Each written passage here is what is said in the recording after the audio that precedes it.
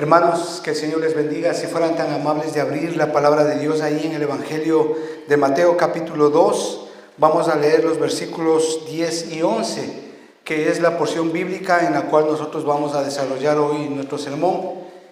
Y como a manera de tener un poquito más de contexto en lo que vamos a hacer hoy día, el sermón de hoy más va a ser una clase, una enseñanza, que al final vamos a tener también una pequeña reflexión, ¿sí? Vamos a ver un poquito de historia, un poquito de teología también.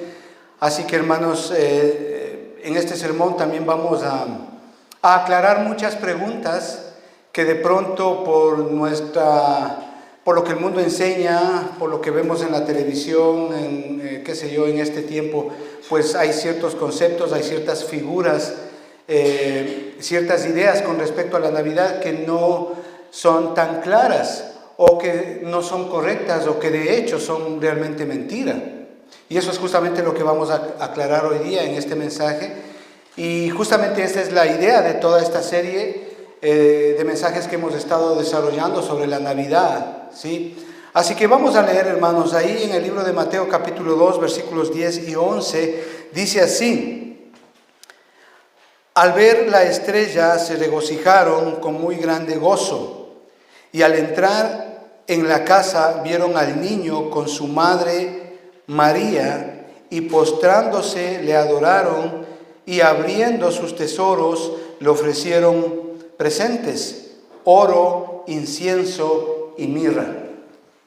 Padre, oramos para que en el nombre de Jesús sea tu Espíritu Santo dándonos un entendimiento, una iluminación correcta con respecto a esta palabra tuya que está escrita, Señor, y oramos para que nosotros en este sentido, Señor, tu verdad quede grabada para siempre en nuestros corazones. Te lo pedimos esto, amado Padre, en el nombre del Señor Jesús. Amén, hermanos. Bueno, como ustedes saben, estamos en este asunto del mundial.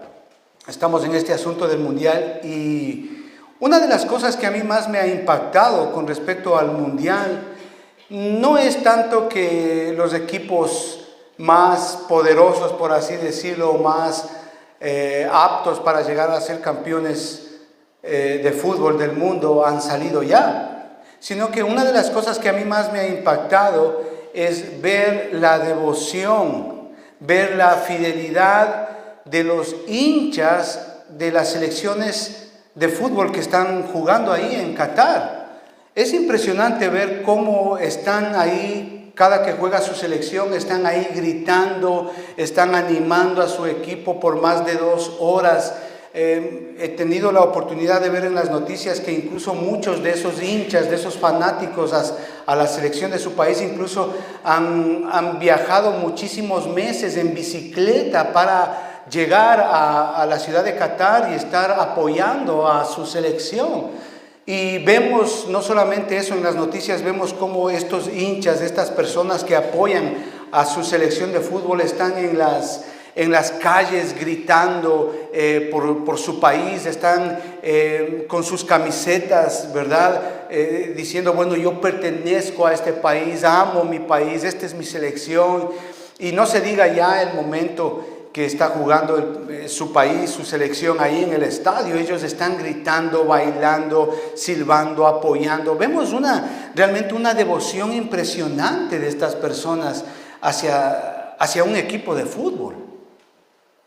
Entonces, yo creo que en este sentido deberíamos nosotros también de demostrar esa misma devoción e incluso más con respecto a nuestro Salvador, nuestro Señor Jesucristo.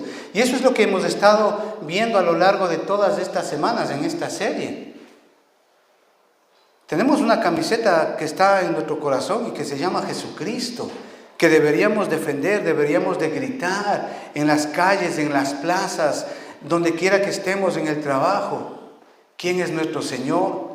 A mí me admira mucho la devoción, y hoy vamos a hablar un poquito acerca de esto, porque el mensaje que hoy vamos a tratar justamente habla acerca de un grupo de hombres que mostraron esa devoción con Jesucristo. Esos magos, esos sabios que llaman la palabra de Dios aquí, que ellos vinieron, dice ahí, desde el lejano oriente a ver a Jesucristo. Ciertamente ellos eran fanáticos de Jesús, por decirlo así. No les importó nada cruzar desiertos, cruzar peligros, atravesar cuantas cosas para llegar hacia donde está Jesucristo. Y no solamente eso, sino que a más de mostrarle devoción a Jesucristo, ellos dicen que le adoraron. ¿Cómo? Dándole unos presentes. Entonces de eso vamos a hablar hoy día. Vamos a hablar de cuál es el significado de estos presentes y cómo eso se aplica en mi vida. ¿Sí? ¿Por qué les digo esto, amados hermanos, leídos ya los versículos 10 y 11 del capítulo 2 de Mateo? Les digo esto, hermanos, porque la Navidad no solamente es un tiempo de celebración, de casas decoradas, luces adornando las casas, cenas de Navidad en sus trabajos, en sus empleos con los compañeros de trabajo. La Navidad, amados hermanos, es también un tiempo de regalos. Es un tiempo de regalar, donde por esta acción nosotros mostramos el afecto a una persona. Regalos muchas veces que hacemos en este tiempo de Navidad, regalos que son muchas veces de carácter simbólico, ¿verdad? Es una tarjetita, algo muy simbólico, o a veces también son regalos de carácter material, ¿no? Algo que quiere la persona, entonces le regalan a esa persona, ¿verdad? Alguien dijo en una ocasión, justamente en este tiempo de Navidad, que no le iba a comprar nada a su esposa esta Navidad porque aún no había usado el asadón que le regaló el año pasado. Bueno, eso decía en una tarjeta.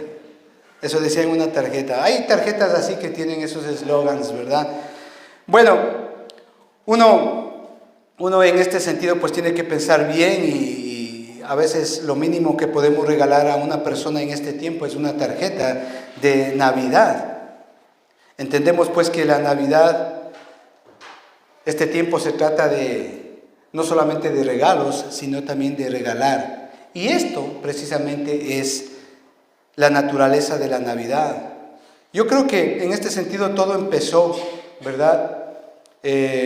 Con el más grande regalo que jamás el hombre pudo haber tenido, y es precisamente que Dios dio a su Hijo Jesucristo para que usted y yo por medio de Él seamos salvos.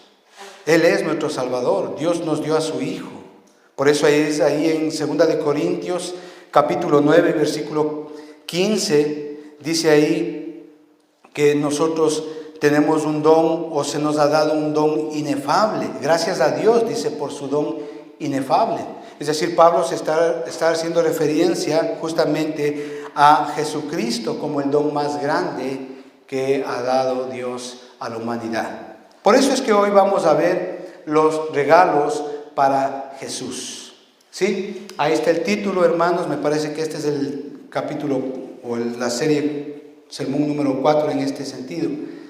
Y obviamente en el relato que nosotros acabamos de leer, el relato del nacimiento de Jesús, tenemos aquí un dato muy, muy especial con estos hombres que vienen del lejano oriente. Dice ahí, y al ver la estrella, versículo 10, se regocijaron con muy grande gozo, y al entrar a casa le vieron al niño, a su madre María, y se postraron, ¿sí? Le adoraron, abriendo sus tesoros, le ofrecieron presentes, oro, incienso y mirra. Debió haber sido bonito esa escena, ¿verdad?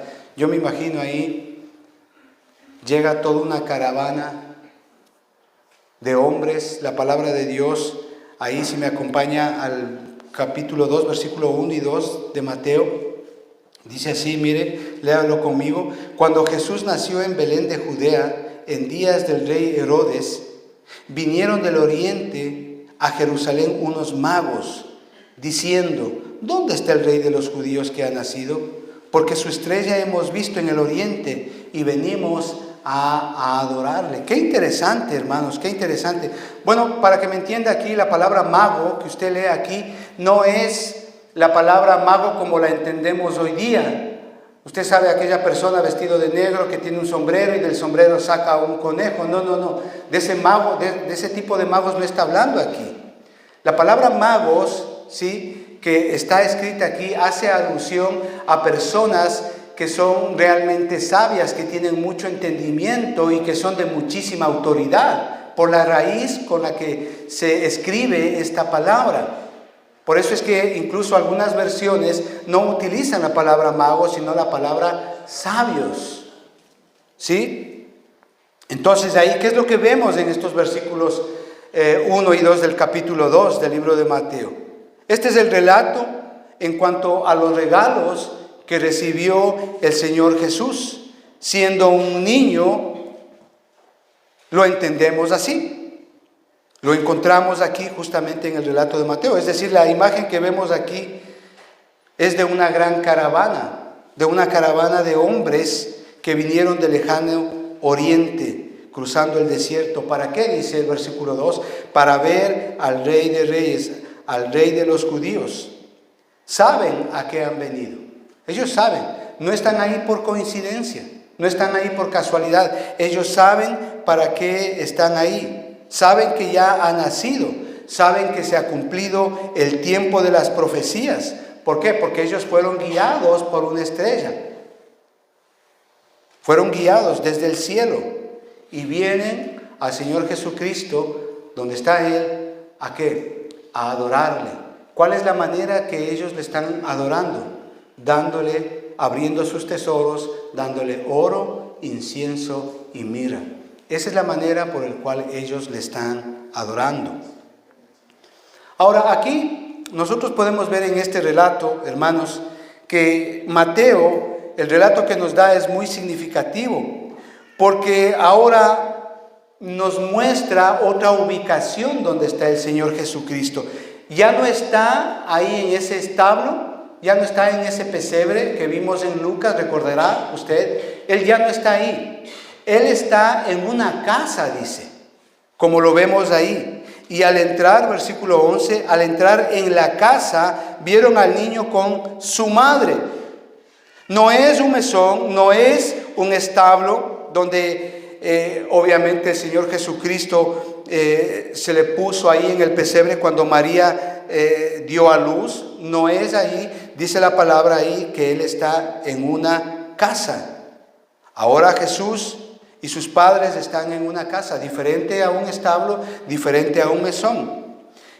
Este hecho de la visita de los magos pudo haber pasado, hay teólogos estudiosos que dicen que justamente el hecho de que estos magos vinieron del oriente a verle a Jesús, pudo haber pasado semanas después de que dio a luz María y le puso en el pesebre.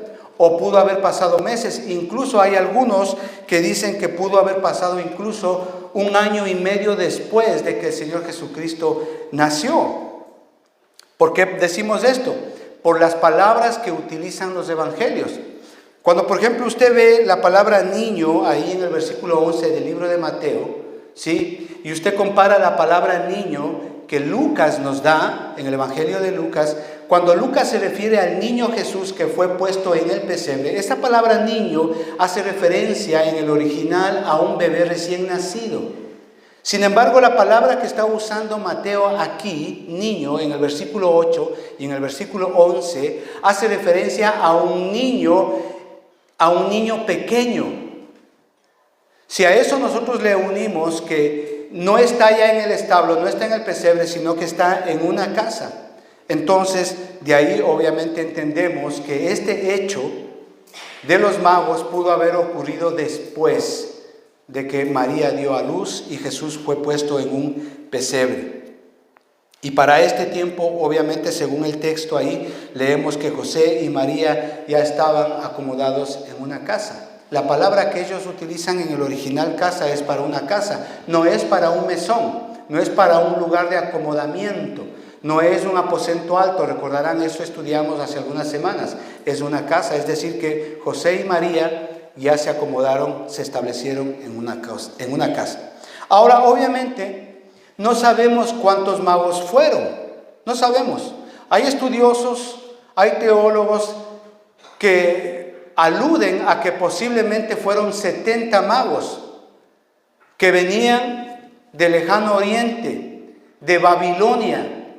Y eso podemos retroceder al tiempo de Daniel. Daniel, cuando ellos estuvieron en cautividad en ese tiempo, ¿sí? Daniel era un hombre que Dios lo utilizó muchísimo para estudiar la palabra de Dios, la Biblia.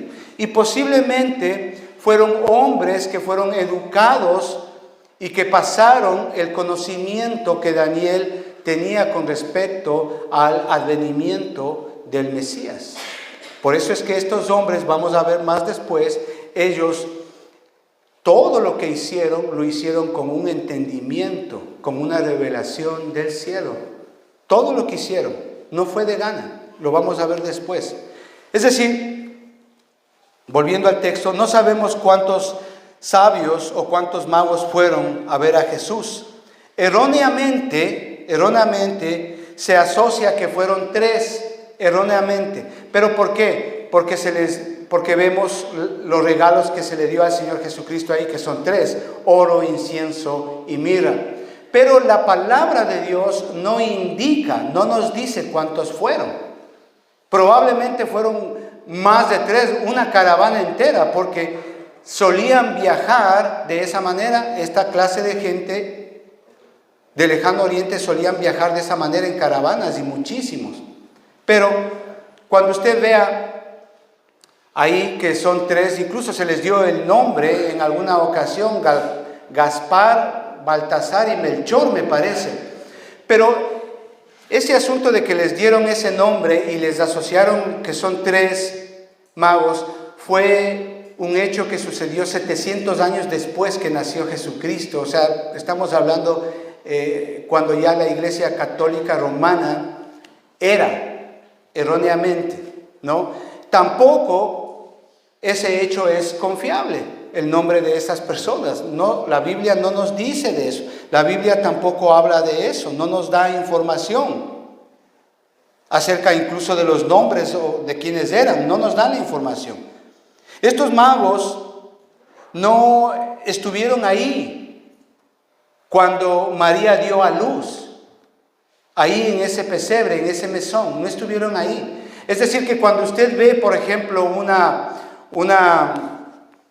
tarjetita de Navidad con el pesebre y los 3 reyes o los 3 magos alrededor, eso es mentira, porque no está de acuerdo a lo que dice la palabra de Dios. Eso es falso. Entonces, yo le sugeriría que si habla acerca del nacimiento, hable con respecto a lo que es la palabra de Dios.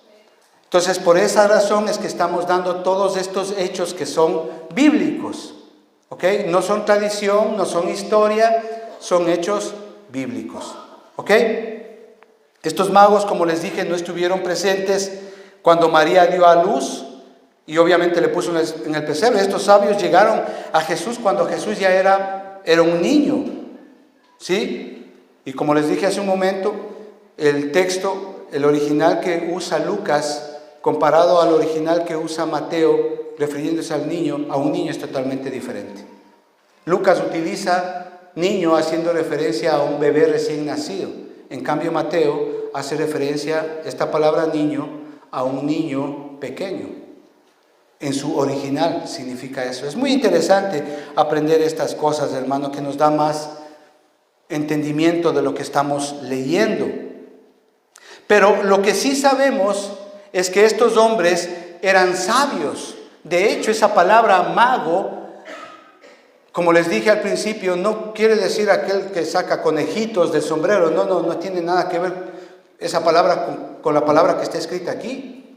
La palabra magos que está escrita aquí hace referencia a personas sabias, a personas que tenían mucho entendimiento y que tenían mucha autoridad y que vinieron de muy lejos buscando a Jesús para adorarle y darle regalos. Ahora, estos regalos son extremadamente significativos para la vida de Jesucristo. ¿Sí? Los regalos que le dan a Jesús son realmente especiales. No son escogidos al azar, no son escogidos al apuro, como de pronto usted y yo podemos hacer. Son regalos que tienen un significado especial, son regalos que marcan un propósito y un significado para la vida del Señor Jesucristo. Son especialmente para esa ocasión en particular y para esa persona en particular. Estos regalos muestran que estos sabios lo que hacían, lo hacían con conocimiento, con entendimiento. Es decir, ellos sabían a quién daban estos regalos. Es decir, detrás de estos regalos hay un conocimiento, hay una revelación del cielo. Y eso es lo que vamos a ver hoy día. ¿Qué es lo que le regalaron? Veamos ahí en el capítulo 2 y versículo 11 del libro de Mateo. Y al entrar en la casa, vieron al niño con su madre María y postrándose le adoraron. Abriendo sus tesoros le ofrecieron presentes, oro, incienso y mirra, dice ahí. Ok, veamos como primer punto. Dice que estos magos, estos sabios, le regalaron, le dieron oro. ¿Qué significa el oro? El oro obviamente está asociado con la realeza. Este presente habla por sí solo. El más preciado de los metales, el oro es el oro es por el cual se mide la riqueza de una persona, de una familia o de una nación o de un imperio. Eso es lo que representa el oro. El oro es uno de los metales más nobles. ¿Por qué? Porque es incorruptible, no se corroe, no se oxida, es imposible de falsificar, utilizado para adorno y decoración de la nobleza, de la realeza. Y solo la nobleza y la realeza en aquel tiempo podían llevar oro. Un presente de realeza que simboliza la majestad, pureza e inmortalidad de Jesucristo. Ciertamente ese regalo es apropiado para un rey. Es decir, que los magos sabían que al darle el oro como presente, le están diciendo: tú eres rey de reyes. No es de gana que ellos hicieron eso. En segundo punto, ¿qué dice ahí? Que le dieron incienso, dice. Incienso, ¿verdad? Comúnmente usado por los sacerdotes. Yo me imagino la escena en ese tiempo, debió haber sido maravillosa. El Señor Jesús, ya un niño pequeño, entran estos sabios a casa, le presentan, abren sus tesoros y abren, ¿verdad? Comienzan a utilizar el incienso, ese frasco de incienso, y toda la casa debió haberse perfumado de ese olor fragante, ¿verdad? Un frasco lleno de incienso que llena, que inunda esa casa, ese lugar. Se hace el incienso, para los que quieran conocer esto un poquito, el incienso se hace de la resina, especialmente de dos árboles, ¿sí? Que son considerados sagrados ahí en el lejano oriente, ¿sí?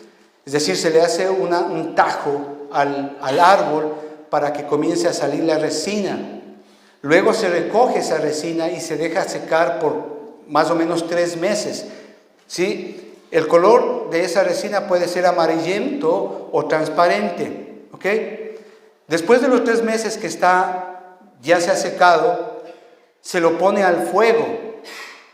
Y esto es lo bonito, porque cuando se lo pone al fuego, ya la resina seca, con el fuego produce una flama de color blanco y comienza a salir esa fragancia, ese humo que inunda, que invade todo ese lugar, que perfuma todo ese lugar. Y eso es lo hermoso, y que sube precisamente hasta el cielo. Este tipo de incienso, ¿sí?, que era usado por los sacerdotes, en días de Jesús se usaba obviamente en el templo para la adoración, junto con el aceite para ungir, junto con las ofrendas como adoración de ofrenda. El incienso siempre se usaba para la alabanza y para la adoración. Decir lo que le están dando al Señor Jesucristo ahí es importantísimo. Por ejemplo, ahí en Filipenses capítulo 4 y versículo 18, usted recuerda esa historia. Pablo está escribiendo ahí, él recibe una ofrenda de unos hermanos, ¿verdad? Él recibe, se hace una colecta de una ofrenda, y cuando él recibe esa ofrenda, esto es hermoso, él la compara con ese olor fragante que produce el incienso, que utiliza el sacerdote, el sumo sacerdote, para honrar y adorar a Dios. Y él dice, miren, la ofrenda que ustedes me dieron es como eso, como olor fragante, dice ahí en Filipenses capítulo 4 y versículo 18. Es olor fragante, sacrificio acepto, agradable a Dios, dice. Qué hermoso, así como en el Antiguo Testamento el incienso se usaba obviamente para ofrenda agradable a Dios, así es la ofrenda que le han dado al apóstol Pablo ahí, agradable a Dios. El Antiguo Testamento, ahí vemos que el incienso, cuando estudiamos lo que es el incienso y el uso del incienso, déjeme decirle que el incienso no se usaba nunca o nunca se asociaba con las ofrendas por el pecado, nunca. Solamente se usaba para lo que es adoración y alabanza a Dios. Nunca el incienso está asociado con el pecado. El presente de estos sabios es apropiado para un sumo sacerdote, pero sin pecado. ¿Está entendiendo? Estos sabios, con los regalos que le están dando, le están diciendo, nosotros te reconocemos como rey por el oro y te reconocemos como sacerdote por el incienso. Qué hermoso, hermano, qué hermoso. Hebreos capítulo 4, versículo 15. Porque no tenemos un sumo sacerdote que no pueda compadecerse de nuestras debilidades, sino uno que fue tentado en todo según nuestra semejanza, pero sin pecado. Le están diciendo, no solamente eres rey, sino también eres un sumo sacerdote, pero sin pecado. Eso es lo que le están diciendo esos sabios a ese niño que está en esa casa llamado Jesucristo. Como tercer punto, dice que le dieron mirra. ¿Qué es la mirra? Esta palabra mirra, ¿sí?, significa amargura. Significa amargura. Este era un ingrediente para embalsamar el cadáver de los muertos.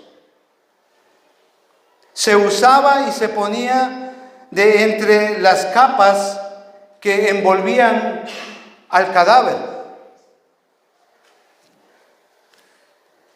Usted recordará ahí, por ejemplo, en Juan capítulo 19, del versículo 38 al 40, ¿usted recuerda eso? ¿Sí? El Señor Jesucristo ya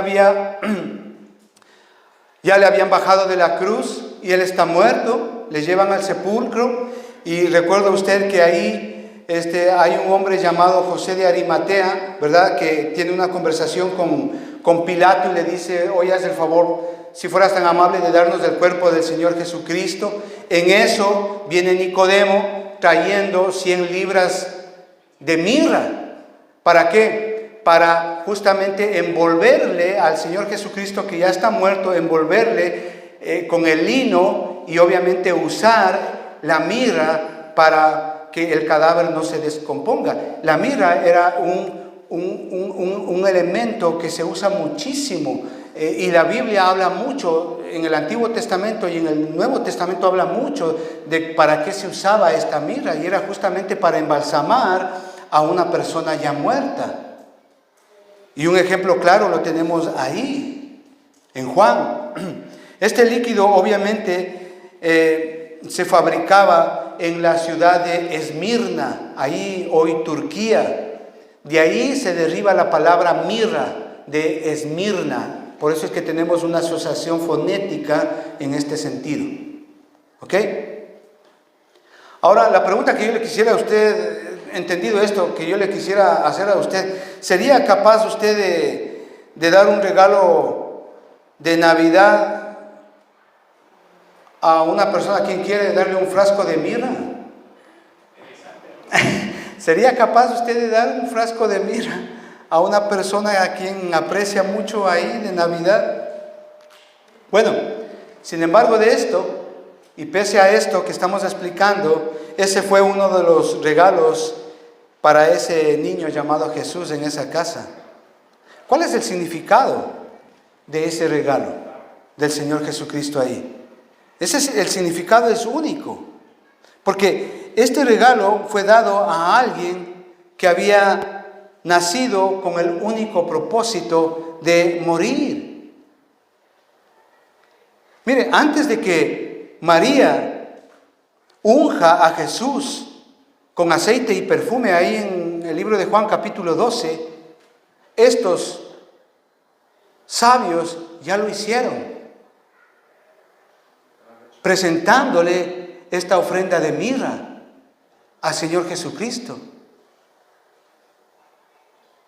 Porque sepa que María en ese texto, ahí en Juan capítulo 12, ella le está ungiendo, es justamente para su sepultura. Y esa es la conversación que tiene el Señor Jesucristo con María, ahí. Pero antes de que María ya lo haga, estos sabios ya lo hicieron con Jesucristo cuando Él era niño. ¡Qué hermoso, hermano!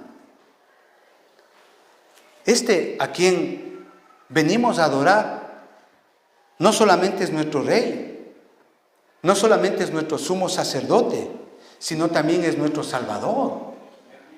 Porque por medio de su muerte, usted y yo tenemos vida eterna. Como yo les decía hace un momento, hermano, la mirra se encuentra mucho en la palabra de Dios, tanto en el Antiguo Testamento como en el Nuevo Testamento. Mire, por ejemplo, ahí en Marcos capítulo 15 y versículo 23, el Señor Jesucristo, Él está crucificado, Él está en la cruz, y dice que le dieron de beber vino mezclado ¿con qué? Con mirra, pero Él no lo tomó. Si vamos a Juan capítulo 19 y versículo 30, dice que tenemos la misma imagen, Jesús está crucificado, y dice que Jesús tomó vinagre y luego expiró. Hay contradicción en la Biblia aquí en estos textos, porque en un lado dice que aquí tomó y en el otro, en Juan, dice que no tomó. Hay contradicción en esto. Hay gente que utiliza estos dos textos para decir que la Biblia tiene contradicciones, pero el punto es que debemos de leer bien. Debemos de leer con atención lo que dice la palabra de Dios. En Lucas dice que le dieron vino con mirra. ¿Sabe que la mirra no solamente se usaba para embalsamar para los cadáveres, para los muertos, sino que también la mirra, al tomarse, servía como un anestésico que evitaba el dolor? ¡Qué impresionante nuestro amado Señor Jesucristo! Él no tomó ningún analgésico, Él no evitó el dolor. Mientras Él estaba en la cruz, le quisieron dar vino con vinagre, pero Él dijo no. Es decir, mientras Él sufría todo lo que a usted y a mí nos correspondía sufrir ahí en la cruz, el Señor quiso sufrir todo por usted y por mí. Eso es fidelidad, eso es amor. Él pudo haber dicho, sí, denme esa mezcla entre vino y vinagre, entre vino y mirra, para más o menos que me pase el dolor un poquito de los clavos, de los pies, de los azotazos, o poder yo respirar un poquito mejor, pero Él no lo hizo. Él dijo que no, y lo hizo por ti y por mí. Él quiso sufrir todo lo que debía de sufrir en la cruz. Llevar todo dolor, toda dolencia. Él lo hizo por usted y por mí. Se negó a tomarlo. No hay contradicción en esto, amados hermanos. Porque en Juan, si usted lee, solamente le ofrecen vinagre. Por eso es que él solamente toma y luego expira. No hay contradicción. La palabra de Dios es clara en esto. Vemos la mirra en el Antiguo Testamento muchísimo también. Pero ¿qué es lo bonito de esto que estamos leyendo? Mire, si nosotros vamos, por ejemplo, a Isaías capítulo 60 y versículo 6, hablando justamente de este tema, si usted lee todo el capítulo y el contexto de este texto, usted va a darse cuenta que acá Isaías está haciendo y dando una profecía de la segunda venida de Jesucristo. ¿Ok? Dice así, Isaías 60, versículo 6, multitud de camellos te cubrirá, dromedarios de Madián y de Efa, vendrán todos, los de Sabá traerán oro e incienso y publicarán alabanza de Jehová. Pregunta. La imagen que tenemos aquí es de Jesucristo ya viniendo en poder, en gloria, en su segunda venida. Es decir, ya Él no está acá como redentor, como le tenemos en el Nuevo Testamento. Ya no, ya no es redentor. Acá Él ya viene en su segunda venida como juez, a juzgar a todos aquellos que han rechazado su nombre y a establecer un juicio. Y ya el Señor Jesucristo está en control de todo, si usted lee el contexto de ese capítulo. Y cuando Él está ya gobernando sobre todo, dice que las naciones le traen regalos a Él. Así como esos magos, como esos sabios le ofrecieron regalos a Él por ser el rey en su primera venida como redentor, en la segunda venida también a ese mismo rey le traen regalos.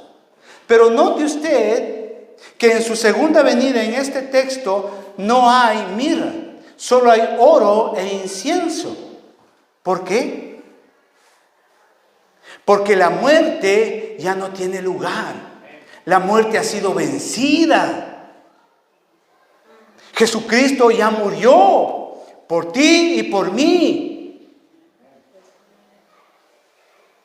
¿Entiende eso, amado hermano? No hay ahí lugar para la muerte. La muerte es un asunto del pasado. Jesús vendrá por el oro, porque es rey, y vendrá por el incienso, porque es nuestro sumo sacerdote. La muerte no tiene lugar ya ahí. Él viene ya como juez.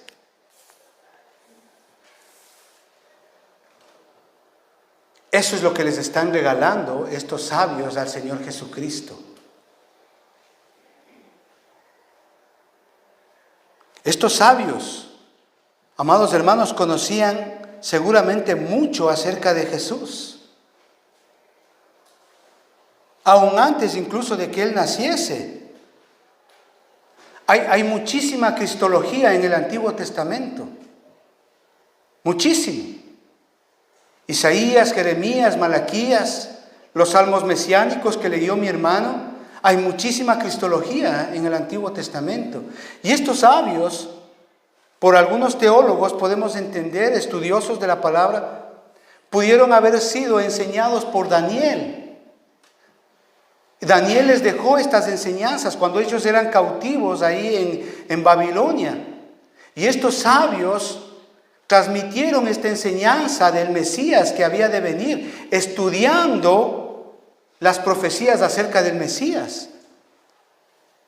Y qué fidelidad, qué convicción en ellos, porque estamos hablando de cientos de años que ellos tuvieron que mantenerse con esa convicción, generación tras generación, hasta que llegó el día en que la estrella apareció en el cielo y todas las profecías se estaban cumpliéndose una por una. Estos hombres seguramente sabían mucho acerca de la primera venida del Señor Jesucristo. Los regalos que le ofrendan a Él muestran ese entendimiento y ese conocimiento que ellos tenían acerca del Señor Jesucristo. Estos sabios sabían a quién se dirigían. Estos sabios sabían por qué le dieron estos regalos, sabían quién era ese niño en esa casa.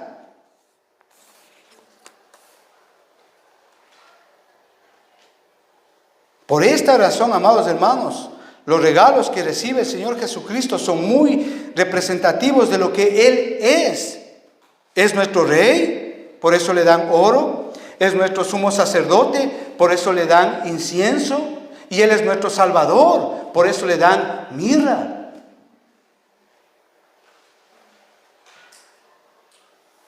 Porque por medio de su muerte, usted y yo somos salvos. La verdad, qué sabios.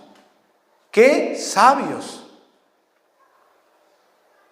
Lo hicieron diligentemente, con una motivación correcta. ¿Cómo usted ve los presentes recibidos por Jesús? ¿Verdad que son muy representativos y muy significativos para lo que Él es y su propósito para el cual Él vino por primera vez acá en la tierra? Hablan de lo que Él es y de su propósito acá en la tierra, esos regalos. Pero esos presentes le dieron esos hombres sabios a Él en ese tiempo. ¿Y usted qué regalo le daría a Jesús? ¿Se ha puesto a pensar qué regalo le daría usted a nuestro Señor Jesucristo? Déjeme decirle, amados hermanos, que usted y yo podemos regalarle oro. Podemos regalarle oro. ¿Cómo? Reconociéndole como nuestro Rey, como nuestro Señor. Un rey necesita la sumisión absoluta de sus siervos, la obediencia a lo que Él establece, a lo que Él dice, a su palabra. Es decir, yo me arrodillo delante de ti y te reconozco como mi Señor. Dios lo que desea de cada uno de nosotros es nuestra obediencia y nuestra fidelidad. Ese es el oro que le podemos dar a Él. De hecho, ahí en 1 Samuel capítulo 15 y versículo 22, dice que al Señor más le agrada la obediencia que los sacrificios. Ese es el oro que usted y yo podemos darle a nuestro Señor Jesucristo al ir delante de Él. Sí, es cierto, cuando le recibimos a Él, cuando nos convertimos a Él, el Señor nos perdona de todos nuestros pecados, pero Él quiere ir más allá en tu vida. Él quiere convertirse en el dueño de nuestras vidas y gobernar nuestras vidas. Y en base a eso, usted y yo como creyentes tener un propósito. Mire, una persona puede convertirse a Cristo y aún así solo ser cristiano de labios. De labios para afuera, sin dedicación, sin obediencia. Pero nuestro mejor presente a nuestro Señor Jesucristo es la devoción y obediencia. Que Él gobierne nuestra vida. Mire hacia atrás de su vida, hacia atrás de regreso en este año, en el año que ya está terminando. ¿Cuántas cosas ha hecho sin considerar el gobierno de Dios en su vida? ¿Cuántas cosas? Muchísimas. Sin considerarle a Dios como su Señor. Tal vez la autosuficiencia, el orgullo, la ignorancia muchas veces, el desconocimiento, el dolor, la angustia, hace que nosotros hagamos las cosas de acuerdo a lo que nos parece. Y en ese sentido no estamos considerando el gobierno de Dios en nuestra vida. Y déjeme decirle, siempre va a haber una consecuencia para una mala decisión.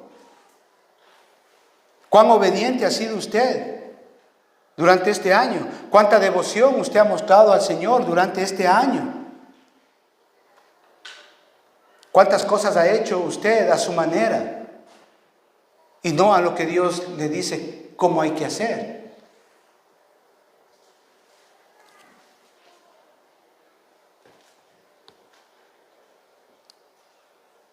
El Señor quiere librarnos de todo esto, hermanos. Solamente permítale ser el rey de su vida. Permítale ser el Señor de su vida.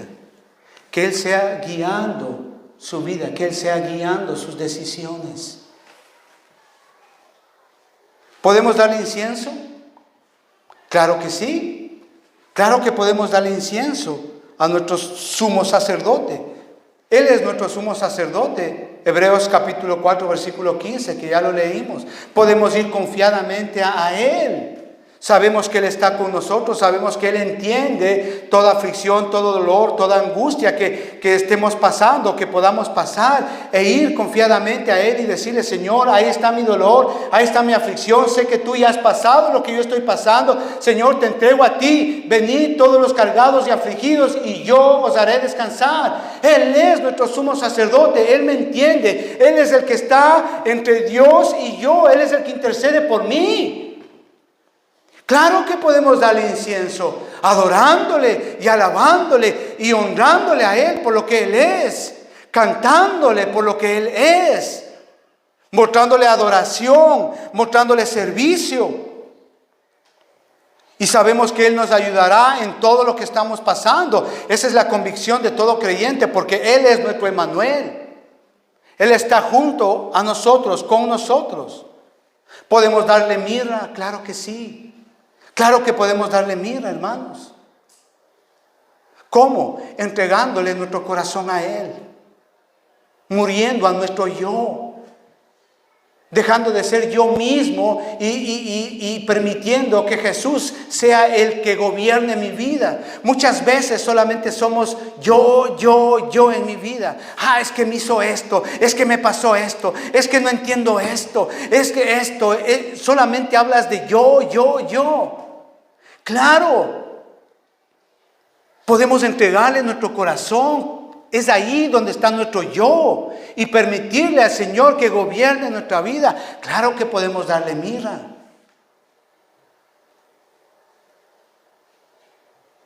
¿Qué puede darle usted a Jesús? La sumisión de corazón y de toda su vida. Darle alabanza, adoración, devoción. Acudir a Él confiadamente, sabiendo que Él nos ayudará. Y sobre todo, dele su corazón. ¿Por qué? Porque Él vino para que usted, al creer en Él, no perezca, sino que tenga vida eterna. Padre, te damos gracias en el nombre de Jesucristo. Oramos, Señor, por tu gran amor expresado hacia nosotros, porque tú sufriste todo en la cruz. Gracias, amado Padre. Oramos, Señor, por aquellas personas que por primera vez escuchan un mensaje así. Oramos para que no pierdas el tiempo y puedas entregar tu corazón a aquel que dio su vida, aquel que es nuestro Rey, aquel que es nuestro intercesor, aquel que es nuestro sumo sacerdote, aquel que murió por nosotros. Y si tú has escuchado por primera vez, dile ahí: Señor, yo quiero que seas el Señor de mi vida, sea el Rey de mi vida. Ayúdame, perdona mis pecados, en el nombre de Cristo Jesús. Amén y amén. Hermanos, que Dios les bendiga. Muchísimas gracias.